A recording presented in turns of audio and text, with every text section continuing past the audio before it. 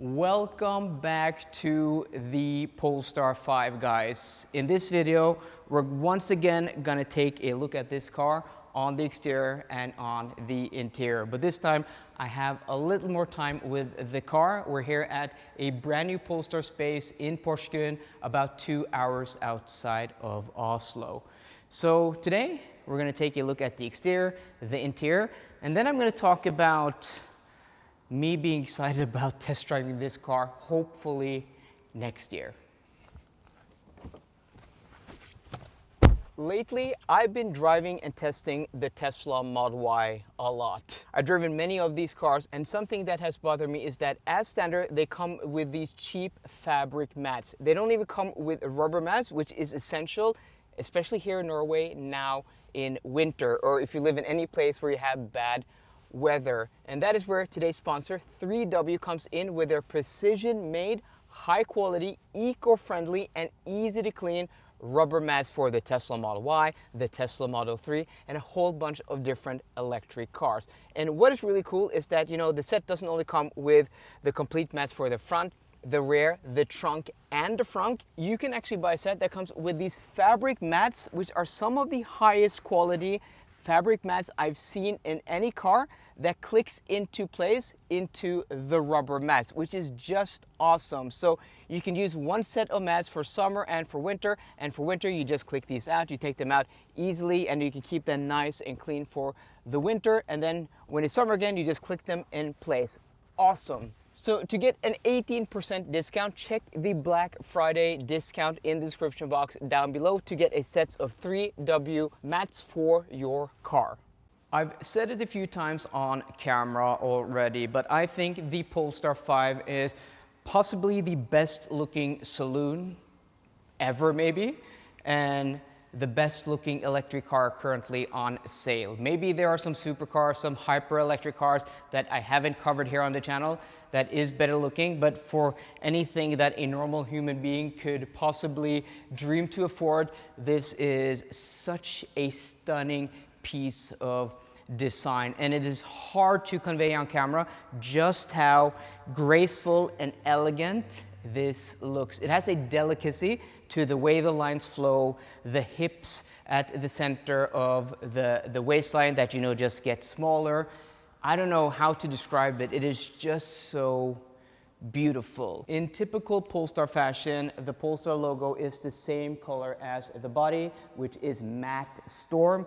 It is a beautiful, beautiful paint. And we also have, the dual blade headlight designs, which was introduced with the Polestar Precept 4 years ago, that we've now seen in the Polestar 4 as well. This low shark nose with the graphics here, the black matte plastics and also these details just comes together to make an aggressive and elegant front end that I don't think any other electric car on the market matches.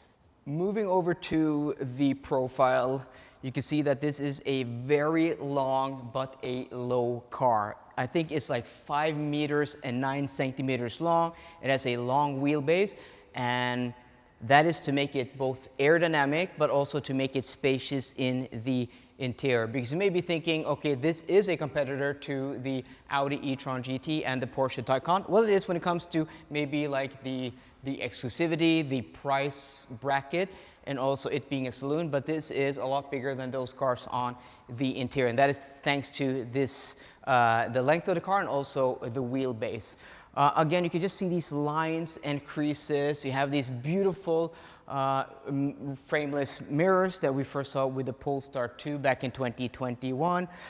Here you have the Polestar 5 logo with the 112 kilowatt hour battery. Usable capacity is 106 kilowatt hours. This is the performance version with 884 horsepower and does 0 to 100 kilometers an hour in 3.2 seconds. I'm going to put all the stats for you on the screen, guys. And then you have, these beautiful door handles that do come out from the body in very Porsche Taycan style, and they also just feel really nice to the touch. Also frameless doors with double glazing, and you can just see how low this car is. It is very, very low. This also is your charging status. So there's an LED light here that with bars to show you when the car is charging. So from afar, you can just take a look at that. The more progressed it is, the more the car has charged. And then you have this beautiful, beautiful kink here, which we saw with the Polestar 1, the first car Polestar built, but also that took inspiration from the Volvo P1800, the sports coupe of the 1960s. The inspiration here, the execution is just so elegant. As I said, elegant and graceful. It is so good looking, this thing. From the rear, you can see the shoulders here, the hips, whatever you want to call it. It is just there's so many details on this car that I don't feel I have enough time to go through everything.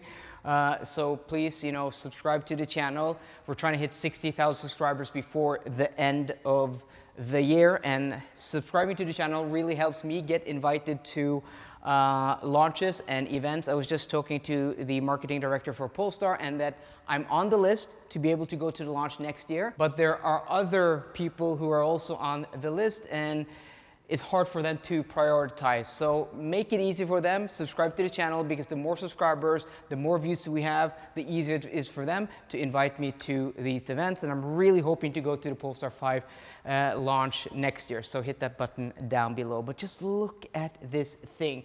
So you may have seen here, there's no rear screen. Like with the Polestar 4, they've just covered this up, and then they have a camera there, and the reason to do that is to move the crash structure further back to get, this swooping coupe-like shape, but still retaining headroom in the rear. And I've driven a Polestar 4. I was at a launch last year in Madrid, and I was one of the people who were like, oh, this camera thing is stupid.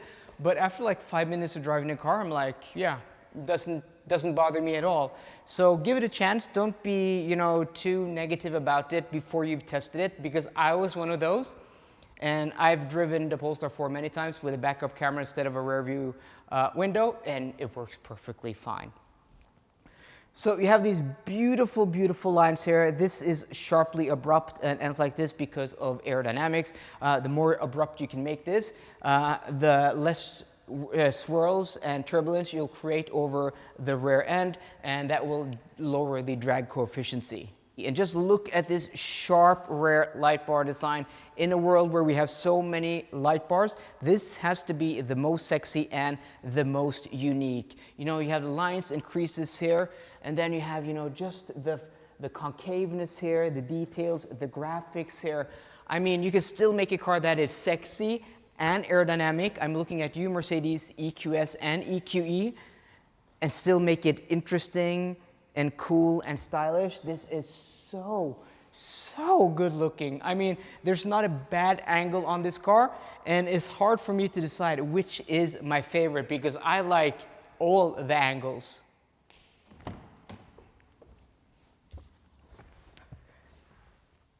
So first thing you notice when you sit in this car is that you have to step really, really low. This is built on a new bespoke platform called Polestar Performance Architecture, and it is very unique because it is made out of bonded aluminum. So the reason they bond it is, instead of welding it, is because it's not only lighter but also stronger to torsional strength, torsional forces. It's just going to make the whole structure a lot stiffer, but at the same time saving weight.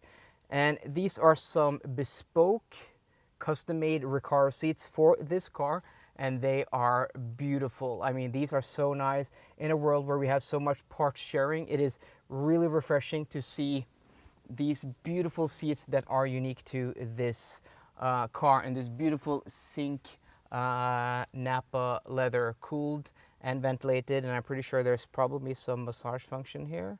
I think so, if I press this button. Yeah, there is.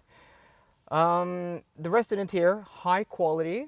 You have this beautiful fabric on top of the dashboard, on the doors, that is stitched. We've seen from the Polestar 3. We have this beautiful open pore wood.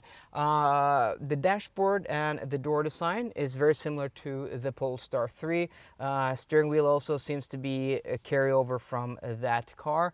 The seats are unique. The seating position is so good. Like, there are so many cars where you can't sit low enough. This, I can get it even too low. So it is really, really nice. You have the Bowers & Wilkins sound system, which is probably one of the best sound systems ever. You have this beautiful microfiber, headliner. Sun visors aren't covered in it. And also the rear view screen there for your rear view camera. The interior in general is really, really nice, like the materials, the attention to details, just the Bowers & Wilkins speaker grills, the tweeter there, and the metal speakers on the doors, along with, the details here, just elevates the exterior. But there are a few things that I don't like. The steering wheel could be bespoke. It could have a different design. Also, this airbag cover at this price point, I'm expecting that to be leather, not plastic. And also center console, glossy black plastics. 2020 is calling you because they want their glossy black plastics back. We've seen a lot of car manufacturers moving away from that. So it's sad to see that that's on offer here because this is going to get so dirty and ugly. And also it just looks and feels cheap. I would rather have this material here. And if you look at, for example, the Volvo EX90 versus the Polestar 3, they've done that. Where the EX90 has open pore wood, where the Polestar 3 has glossy black plastics. And also this center piece here looks a little bit, I don't know, just looks a little bit cheap in my opinion. But I am nitpicking. Overall, this is a beautiful, beautiful interior. You have these beautiful gold seat belts, this being the performance version. But I have a Porsche Taycan that's cheaper than this car spec'd. And I have leather on top of the dashboard, I have leather here, and also on the center console. And though this is different and nice in a different way, in my opinion, it's too close to the design and the interior quality to the Polestar 3, which is a much, much cheaper car. But with that being said, it is still a beautiful and special place to sit. Now for the rear seat of the Polestar 5. And something I forgot to mention, soft closed doors. I mean, this is a luxury car, and also electric rear seats. Yeah, I mean, this is quite spacious. I'm going to just put this up for a second so you guys can see just how spacious this is compared to like a Taycan or an e-tron GT. There's a lot more knee room here. I'm sitting behind myself, 5'11", 180 centimeters. I have plenty of room, and also they made the floor as low as possible here to get a nice seating angle and under thigh support. But what I'm missing is that the possibility to just slide my feet underneath the front seat. So if they just carved out just a little bit more, like 2 liters extra here, it would be perfect. It would be perfect. And also middle seat, you can actually sit here. My head isn't actually touching. I wouldn't want to do that for a longer trip, but it is possible. But if you're just 4 people in the car, you have this beautiful center console, storage here, rear climate here on the center console, and also cup holders.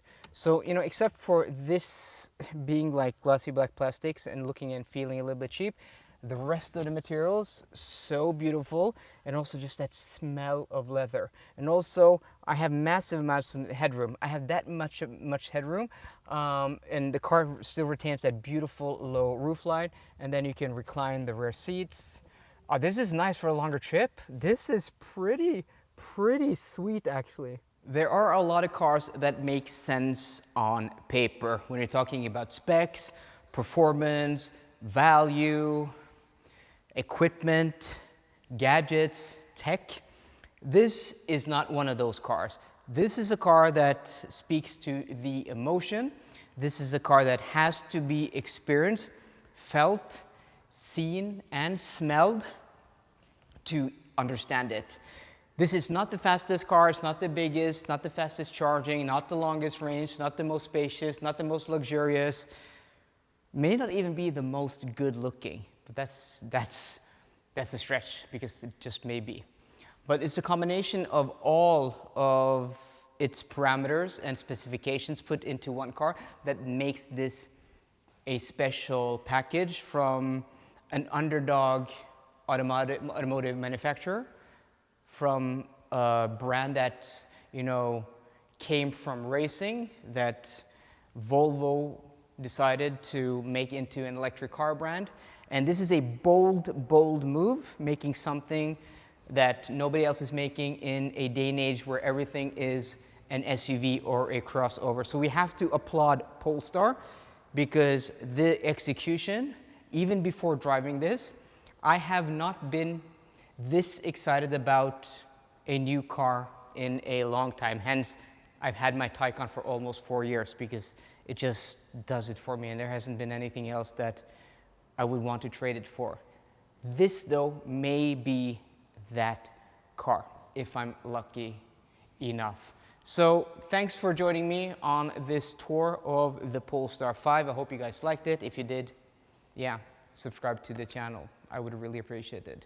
So let me know in the comment section down below what you think of the Polestar 5. So I hope you enjoyed today's video. If you did, please drop me a thumbs up down below. And for more car content, as always, please subscribe. See you guys later. Goodbye.